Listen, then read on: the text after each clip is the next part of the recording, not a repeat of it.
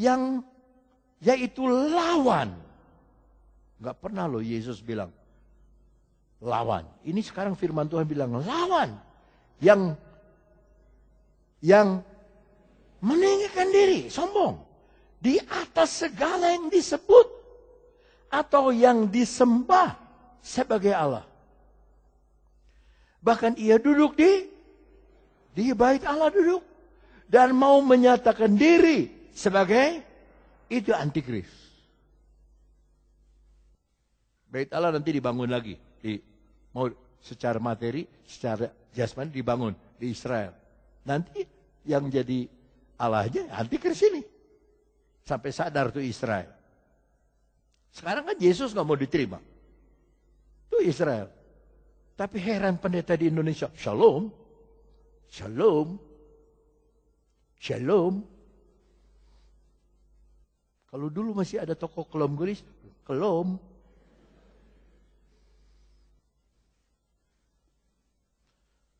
Dan mau menyatakan diri sebagai Allah.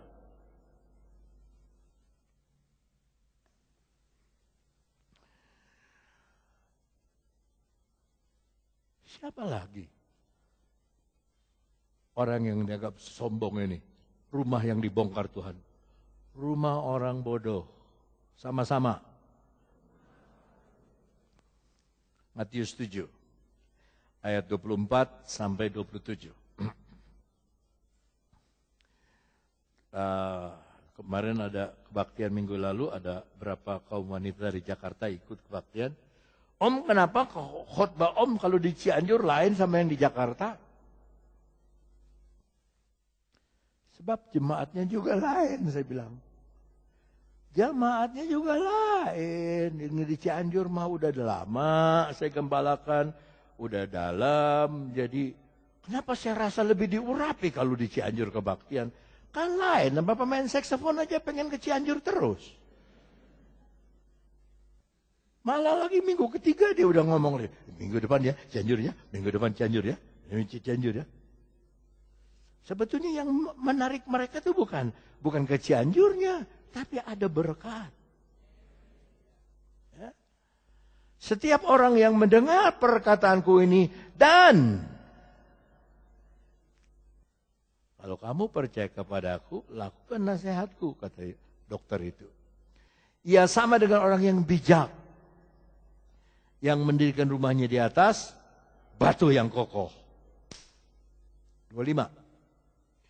Kemudian turunlah hujan dan datanglah banjir, lalu angin melanda rumah itu. Tapi rumah itu tidak roboh sebab didirikan di atas batu. 26. Tetapi setiap orang yang mendengar perkataanku ini dan tidak melakukannya, saya tanya, kenapa dia tidak melakukan? Somse. Apa firman Allah? Gue gak mau lakukan. Dia dengar tentang perpuluhan. Apa dia lakukan? Dia dengar tentang mengalah. Apa dia mengalah? Dia dengar tentang merendahkan diri. Apa dia merendahkan diri? Dia dengar tentang kesucian. Apa dia pelihara hidup suci? Dia dengar. Ibu-ibu dia dengar. Hei istri, tunduklah kepada suamimu dalam segala sesuatu. Apa istri tunduk sama suami? Banyak kali suami diharuskan tunduk sama istri. Dalam Alkitab salinan nggak tahu kesalinan siapa.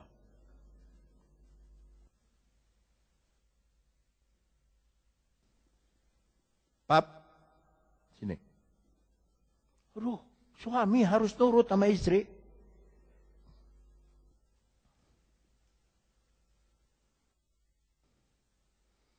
Istri yang ngatur suami, yang suruh suami begini, suami begitu, dia melawan Tuhan.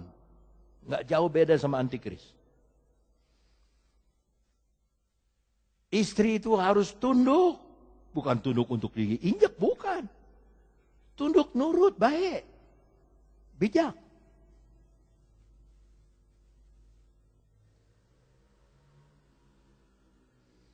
Nanti di surga, malaikat bilang, Pengumuman, suami-suami yang takut sama istri berdiri di sebelah kanan saya. Antri saudara, ada 200-300 orang antri. Yang berani sama istri di sebelah kiri saya, cuman satu orang. Malaikat bilang, kamu betul berani sama istri? Istrimu tunduk sama kamu? Saya mah nggak tahu, malaikat. Yang suruh ke sini juga istri saya.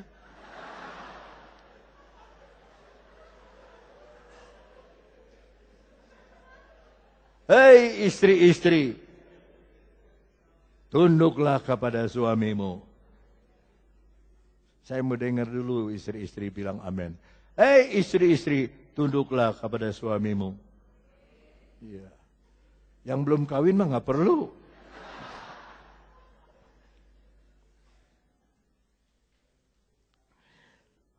Nah itu jangan suka ngomong, dengar aja. Yang terakhir ini mengenai sombong.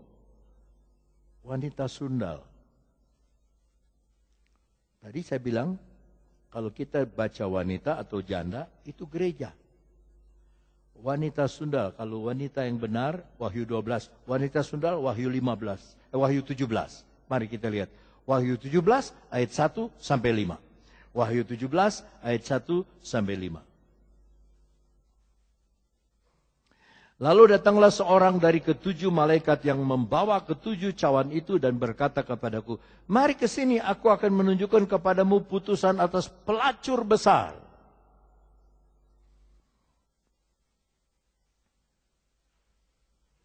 Biangnya pelacur, yang duduk di tempat yang banyak airnya. Air bicara orang banyak. 2. Dengan dia raja-raja di bumi telah berbuat cabul. Dan penghuni-penghuni bumi telah mabuk oleh anggur percabulannya. 3. Dalam roh aku dibawa ke padang gurun dan aku melihat seorang perempuan duduk di atas seekor binatang yang merah ungu, yang penuh tertulis dengan nama-nama hujat. Hujat itu sombong, dia menghina, menghujat. Binatang itu mempunyai 7 kepala dan 10 tanduk. 4.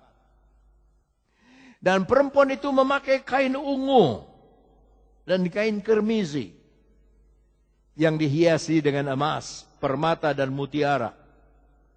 Kalau saudara senang dunia, senang permata, senang mutiara, senang yang mahal-mahal, ketipu. Lihat ini, gereja palsu. Dan di tangannya ada satu cawan emas, penuh dengan segala kekejian dan kenajisan percabulannya. Lihat, luar emas, perak, permata, mahal-mahal. Dalamnya cabul. 5. Dan pada dahinya tertulis satu nama. Tidak disebut namanya, tapi disebut satu rahasia. Babel besar, ibu dari wanita-wanita pelacur dan dari kekejian bumi. Mari kita lompat kepada Amsal Fatsal 7. Amsal Fatsal 7. Ayat 25 sampai 27. Ini nasihat untuk anak-anak dari orang tua. Janganlah hatimu, orang tua bilang sama anak muda yang menjelang naik umurnya, mau menjelang dewasa, membelok ke jalan-jalan perempuan itu. Ingat, perempuan itu gereja, ada yang benar, ada yang palsu. Dan janganlah menyesatkan dirimu di jalan-jalannya. 26. Karena banyaklah orang yang gugur. Tadi murtad, sekarang gugur. Ditewaskannya, imannya dimati. Sangat besar jumlah orang yang dibunuhnya. Musuh kita bukan seperti beruang. musuh kita seperti perempuan sundal. Dunia akhirnya tidak akan jadi seperti beruang. Dia datang seperti perempuan sundal. Penuh dengan cawan percabulan, tawaran-tawaran. 27. Rumahnya adalah jalan ke dunia orang. Bahasa Inggris. Bahasa Inggris. Her house is the way to hell. Hell itu neraka. Jalannya menuju neraka. Maka anak-anak muda, khususnya laki-laki, hati-hati. Waktu muda ini. Going down to the chambers, kamar-kamar of death. Kamar-kamar kematian.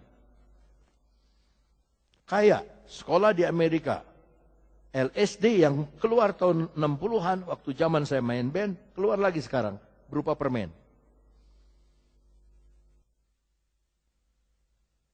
Ketemu lagi teman. Sekolah Amerika. Pendidikan Amerika. Biar saudara sekolah di mana? Lulusan Amerika, lulusan luar angkasa. Tapi kalau sudah dicengkeram sama perempuan sundal keduniawian, dia makan itu obat. LSD. Dia tabrak. Yang naik motor, dia tabrak semua. 4 orang mati. Tuntutan hukum 12 tahun. Saya mau lihat. Hukum di Indonesia, saya mau lihat. 4-4-nya tuh anak muda, mati. Saya mau lihat pengadilannya bagaimana. Saya mau lihat. Apa uang bisa menebus nyawa?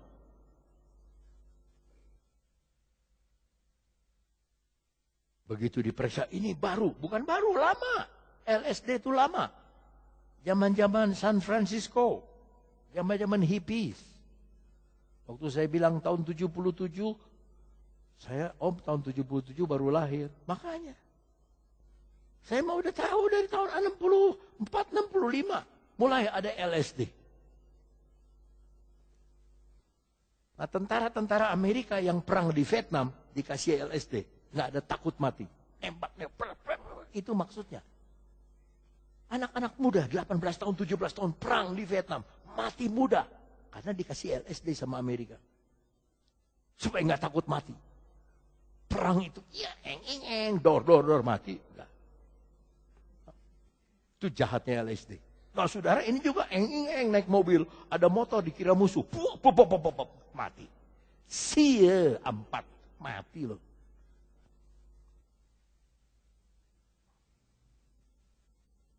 Itu jalannya yang Wahyu 17 perempuan itu dia. Sombong.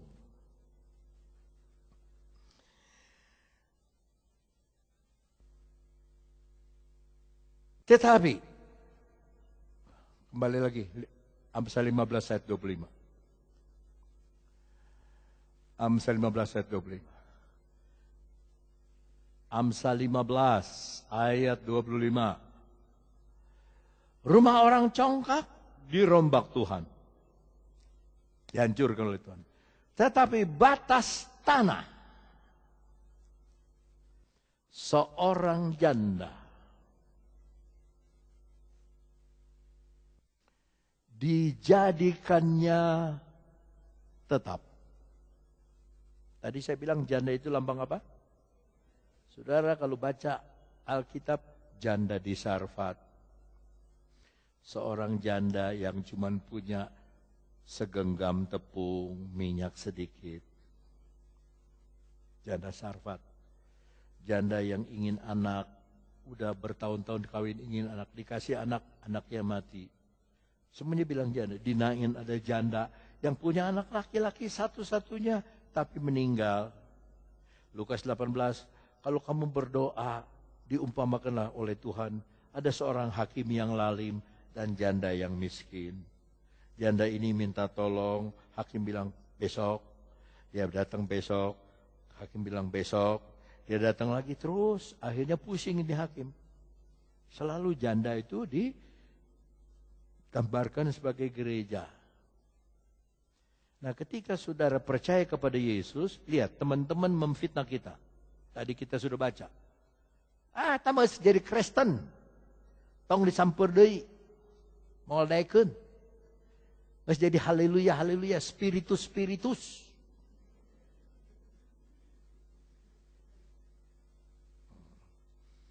Ada satu jemaat di Ketapang, Gereja Pantai Kosta Ketapang.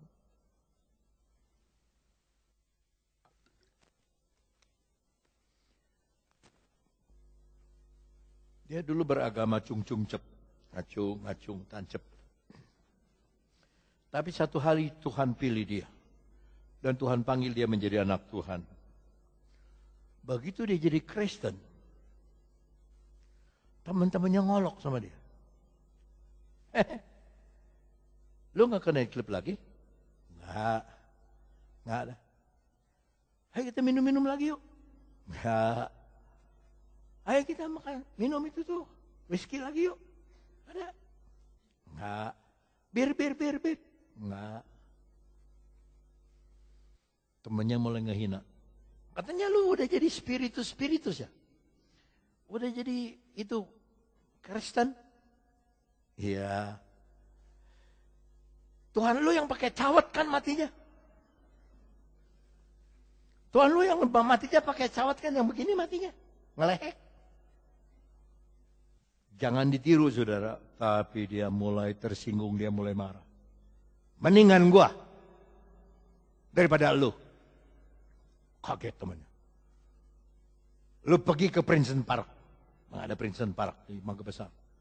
Lu beli patung di Princeton Park. Lu taruh di ketek lu. Lu bawa pulang. Lu taruh tuh yang di Princeton Park, lu taruh. Lu sembah-sembah ketek lu sendiri. Jangan ditiru. Jangan ditiru. Enggak ada yang amin. Jangan ditiru. Saya hanya menggambarkan betapa orang itu udah jengkelnya, segala macam bisa diomongin. Jangan ditiru. Tuhan kita dihina nggak apa-apa. Nggak usah kita nembak, nggak usah kita marah-marah, nggak usah. Yesus saja dihina nggak ngelawan. Masa orang Kristen sekarang dihina mau ngelawan? Yesus saja enggak. Waktu dia disalib, doa yang terakhir, ya Tuhan, ampunilah dosa mereka. Tuh Yesus kita. Ampunilah dosa mereka, karena mereka tidak tahu apa yang mereka perbuat. Masih dapat jiwa lagi. Udah mau mati masih dapat jiwa.